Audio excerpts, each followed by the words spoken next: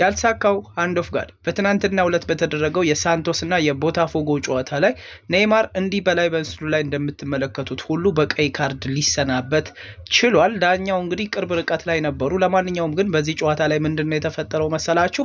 እስከ 76ኛው ደቂቃ ድረስ ጨዋታው ሰላማዊ ነበር። በእርግጥ ግን ደግሞ ልክ 76ኛው ደቂቃ ላይ ኔይማር ይቺን ኳስ ወይም በአየር ላይ የነበረች ኳስ ነች። ይቺን ኳስ እንግዲህ በእጁ ለማግባት ሞከረ፣ ልክ ከዚህ በፊት ማራዶና እንዳደረገው ማለት ነው። ግን ደግሞ ዳኛው በቅርብ ርቀት ላይ ስለነበሩ ግቧን ቢያስቆጥራትም አይተውት ነበረ። በቀይ ካርድ አሰናበቱት። ሁለተኛ ቢጫ ካርድ ማለት ነው እና 45+4 ላይ እንዲሁ ቢጫ ካርድ ተመልክቶ ነበር። ነገር ግን ደግሞ 76ኛው ደቂቃ ላይ ይቺን ጥፋት በመስራቱ የተነሳ በሁለተኛ ቢጫ ካርድ በቀይ ካርድ ከሜዳ ተሰናበተ።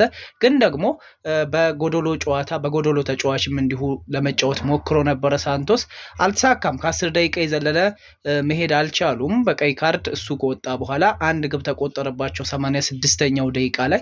ለማንኛውም ግን ይሄ የ33 ዓመት ተጫዋች ይህንን ሪስክ ወስዶ ምንም ያህል እንኳን ሳንቶስ እንታደጋለሁ ቢልም አሁን ሳንቶስ ከሽንፈቱ በኋላ ወይም ከ1-0 የምሽቱ ሽንፈት በኋላ ግን 18ኛ ደረጃ ላይ መቀመጥ ቻለ፣ ወራጅ ቀጠና ማለት ነው። ለማንኛውም ግን ኔይማር ይህንን በመስራቱ አዝኖም ተስተውሎ ነበረ። ግን ደግሞ የኔይማር ድርጊት ባይሳካም ወይም ይቺ ሃንድ ኦፍ ጋድ የምንላት ድርጊት ባትሳካም የቻለውን ያህል ሞክሮ ነበረ። ቡድኑን ለማትረፍ ግን ሳይሆን ቀርቷል። እናንተ ስለ ኔይማር ድርጊት ምን ትላላችሁ? ሀሳባችሁን ኮሜንት ሴክሽን ላይ ማስፈር ትችላላችሁ።